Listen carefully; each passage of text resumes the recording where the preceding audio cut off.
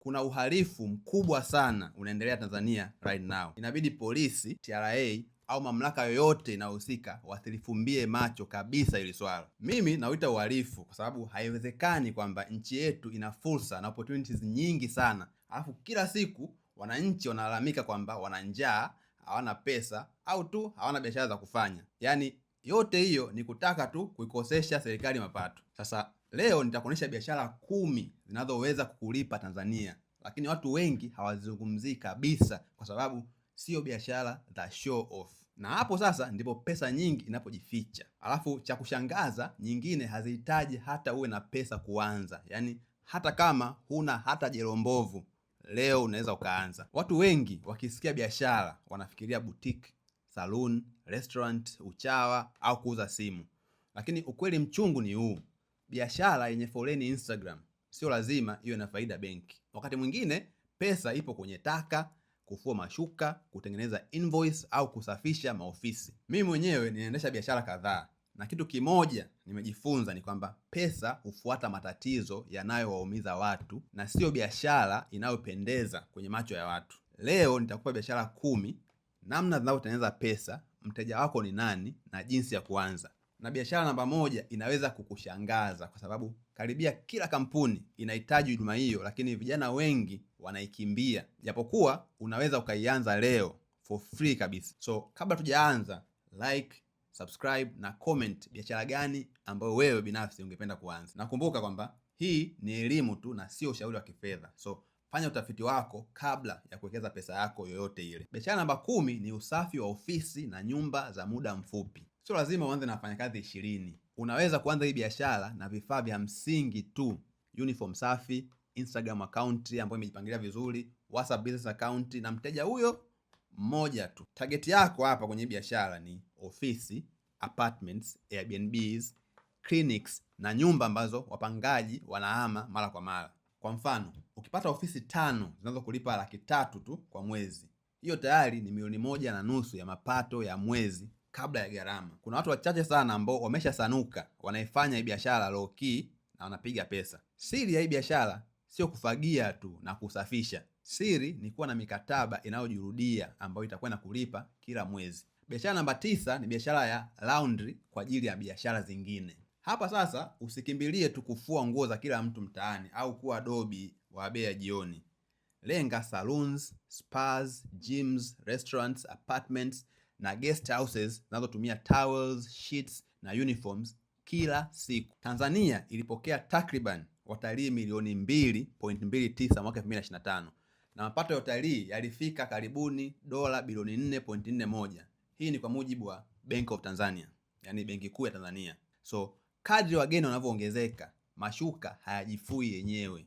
Hii sasa sio biashara ya gramo au biashara ya show off. Walio na njaa na pesa, hii biashara wanaikamia fresh tu, yani aibu utaona wewe. Biashara namba 8 ni property maintenance service. Hii sasa ni biashara ya kuwa mtu wa kusolve matatizo. Bomba limepasuka, unapanga plumber; AC imekataa, unatafuta fundi; mlango umeharibika, unatatua. Badala ya kuwa fundi wa kila kitu, unaweza kuwa coordinator mwenye mafundi wa kuaminika, alafu katoza call out fee au monthly maintenance package kwa apartments, kwa ofisi au tu kwa landlord.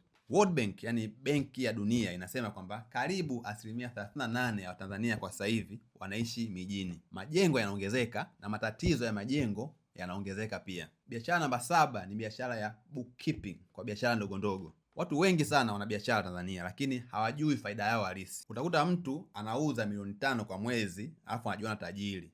Jiheshimu bro.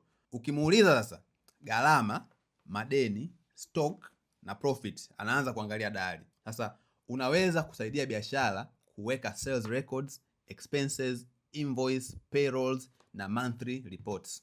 Kwa masuala ya kodi, fanya kazi ndani ya sheria, na inapohitajika shirikisha mtaalamu mwenye sifa za hayo masuala. Hii ni nzuri kwa sababu mteja akishakupa record zake, huduma huwa ni ya kila mwezi, yani inajirudia. Biashara namba 6 ni content service kwa biashara ndogo ndogo. TCRA iliripoti internet subscriptions milioni 58.9 kufikia Machi 2026, yani mwaka huu. Hiyo inamaanisha kwamba macho ya wateja wako yapo online.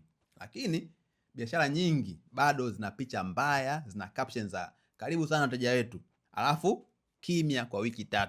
Sasa wewe unaweza kuuza package, video fupi 8, picha za bidhaa, captions na posting plan ya kila mwezi kwa hizo biashara. Yaani hapa hauhitaji kuwa na studio ya milioni 10 ili uweze kufanya biashara. Simu nzuri, mwanga mzuri, editing na consistency vinatosha kabisa kuanza na kupiga pesa. Biashara namba 5 ni kukusanya na kufungasha mazao. Sasa usifikirie kwamba ni lazima ulime eka 100. Ofisi ya takwimu yani NBS inaonyesha kwamba kilimo kinaajiri takriban 56.5% ya workforce ya Tanzania nzima. Hapo sasa kuna nafasi kubwa kati ya mkulima na mnunuzi. Unaweza kununua nyanya, vitunguu, matunda, viungo au nafaka kutoka kwa wakulima, then ukapanga quality, ukafungasha vizuri na kuuza kwa restaurants, supermarkets au familia moja moja. Hapa sasa faida yako haipo tu kwenye mazao, bali ipo kwenye urahisi, consistency na presentation, yani jinsi unavyoipresent biashara yako. Biashara namba 4 ni cold storage na ice box rentals. Samaki, nyama, maziwa, juice na baadhi ya mazao yana adui mmoja mkubwa sana ambaye ni joto. Sasa badala ya kuuza bidhaa, unaweza kuuza muda wa ziada kabla bidhaa iharibika. Mfano ni kukodisha freezer space, cold boxes au kusupply mabarafu kwa wauzaji wadogo, events na biashara za vyakula. Hii inaweza kuhitaji capital zaidi na umeme wa uhakika, lakini tatizo unalotatua ni la ukweli na lipo linalosumbua watu. Bidhaa ikiharibika, faida imekufa. Biashara namba 3 ni waste collection na recycling brokerage. Ndiyo, taka. Watu wengine wakiona chupa tupu wanaona uchafu. Mjasiriamali sasa hapo anaweza kuona plastic, cardboard, metal na mteja anahitaji eneo lake liwe safi. Unaweza kukusanya taka zinazoweza kutenganishwa kutoka apartments, offices, restaurants na shops, alafu ukazipeleka kwa recyclers au collectors wakubwa. Usianze kwa kununua lori. Anza kwa ruti moja, wateja wachache na mfumo mzuri. Pesa haijali kama umevaa suti au umevaa gloves. Biashara namba 2 ni procurement kwa offices na apartments. Kampuni zinahitaji tissue, maji, sabuni, stationery, bulbs, printer cartridges na vitu vidogo vidogo kila mwezi. Tatizo hapa ni hakuna manager anataka kutumia masaa 2 kutafuta tissue box 100. Wewe unakuwa mtu wao wa kuleta kila kitu. Unatafuta bei nzuri, una deliver kwa wakati, unaweka ganji yako au service fee hapo kiulaini kabisa. Biashara hii ni boring sana mpaka watu wengi sana wanaipuuzia. Na hiyo ndio point. Competition kubwa ukimbilia vitu vinavyoonekana sexy. Biashara namba 1 ni B2B, yani business to business subscription services. Hii sio bidhaa moja, ni model. Badala ya kutafuta mteja mpya kila siku, tafuta tatizo ambalo kampuni inalo kila mwezi na litatue kwa kuchaji monthly fee. Inaweza kuwa cleaning, maintenance, bookkeeping, social media, supplies au laundry tu. Kwa mfano, clients 10 wanaokulipa 500,000 kila mmoja ni milioni 5 kwa mwezi kabla ya gharama. Na hiyo ndio nguvu ya recurring revenue, yani mapato yanayojirudia. Kwa hiyo usianze kwa kuuliza kwamba ni biashara gani ambayo inalipa Tanzania.